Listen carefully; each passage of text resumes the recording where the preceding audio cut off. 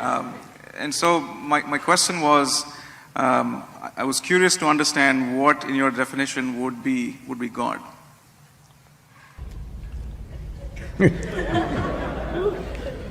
See, the reason why in every culture people have come up with their own concept of God.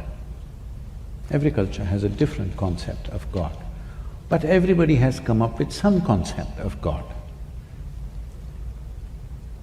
Because they have no explanation for creation, isn't it? Hello? You came out of your mother's womb and looked around, too much creation. You know you didn't do it.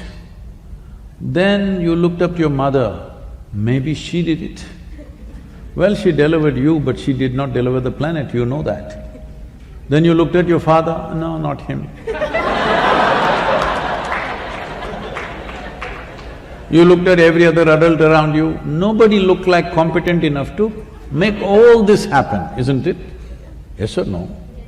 There's not one person here who looks like he's competent to create this whole creation around us. So the simplistic conclusion is, there is a big man sitting up there. I fit the description, at least the Western description I fit, in the India I don't fit. But now there is an argument. There's a big argument in the United States churches, is God a man or a woman? The last election they tried to settle that issue. Didn't work that way. So, your ideas of God are essentially cultural in nature. You know Idi Amin? You heard of Idi Amin? You know, Uganda man? Not Tanzania, but in Africa. Idi Amin declared God is black. I agree with him. I agree with him. Because if a white man can have a white God, why can't a black man have a black God? So this argument also is going on, particularly in the US churches. They tried to settle that in the previous election.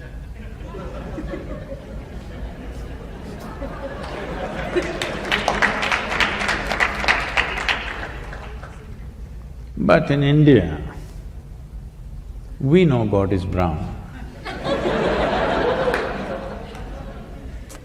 Especially Indians who live outside of India are very proud of this, because, you know, we know what God looks like because He Himself visited India 9 times. You don't know this? Hello? 9 times He Himself visited. To other places He sent His son, His messenger.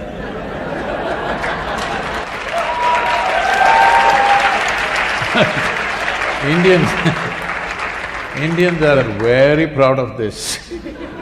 To other places only messengers and sons went, to India He Himself came. I keep reminding them, that is because God wouldn't trust anybody else with Indians. He wanted to do the job hands-on with Indians. So He Himself came not once, 9 times. And He failed. 9 or 10 times we can debate, but failure you cannot debate, isn't it? Obviously He failed, what do you think? It's a perspective that we can take. He maybe didn't do the best job, yeah, but… but he was good. He created you, me, so many of us. Yes, but coming hands-on, it's a failure, isn't it? He could have sent somebody like everywhere else. So, our ideas of God are coming because we have no explanation for creation. What you're referring to as God is essentially that which is the source of creation, isn't it? Because you're human, you're imagining it has to be a big human being. Suppose you were a buffalo. You would definitely think it's a big buffalo. You heard of the big yak in Tibet? You not seen? I went hunting for a big yak. I drove all over Tibet, took permissions and drove off-road everywhere to see the big yak, because they told me the big yak from horn to horn is 6 feet wide. I wanted to see this animal. Oh my God, how would it be? Then after driving everywhere, I realized it's little got big in their heads. It's little bigger than the domesticated yak, but it got so big, they said it's 6 feet wide, the horns. And I said, I must see this. But there was no such animal anywhere in Tibet. So, if you were a buffalo, you would definitely think God is a big buffalo, isn't it? So our ideas of God are childish, but it is a fact that you and me did not make this creation happen. That's a fact, isn't it? But you don't know how it happened. With all the exploration of science, we still do not know how it exactly happened. Nobody knows, isn't it? You pay attention to a flower, to a leaf, to an ant, to an insect. If you pay enough attention, each one of them smacks of tremendous sense of intelligence, isn't it so? Hello? If you put filth to the root, it becomes a flower. Fantastic or no? Look at you. Look at you. Just the soil that you walk upon, look at you how you are sitting, became such a sophisticated machine, isn't it?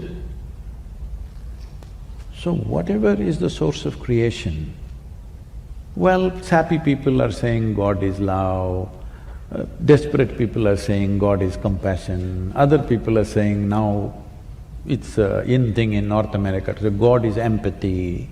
They've not been hit by life yet. But if you pay enough attention to creation, because it is the presence of creation which has given you the idea of God in your head, isn't it?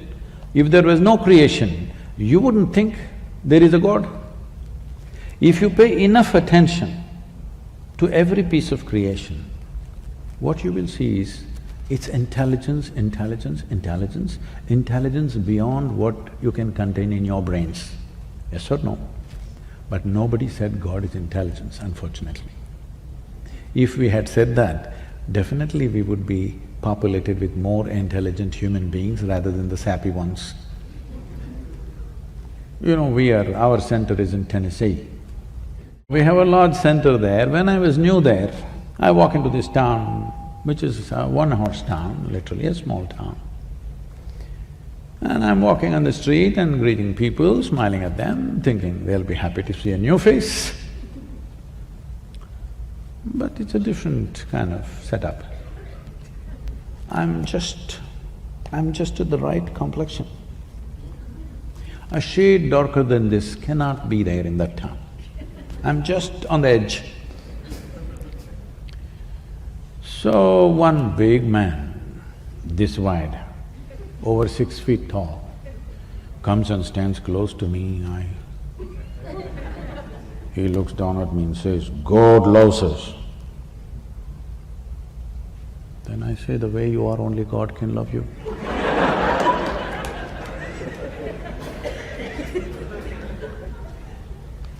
Before this went inside and worked, I had to go away.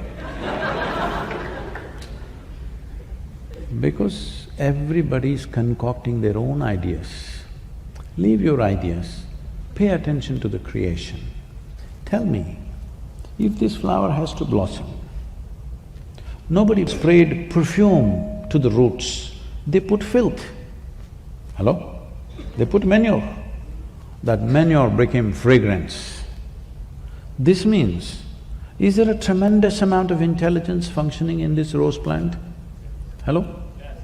You ate a piece of bread and this became a human being. Is there a tremendous amount of intelligence beyond your brains functioning within you? Yes. So, this is the source of creation right now for you. If you access even one drop of that intelligence, you will live magically instead of becoming hallucinatory. If you believe things that you don't see, you will become hallucinatory. But if you access things which are not in your access right now, your life will get tremendously enhanced. That's what you should look at.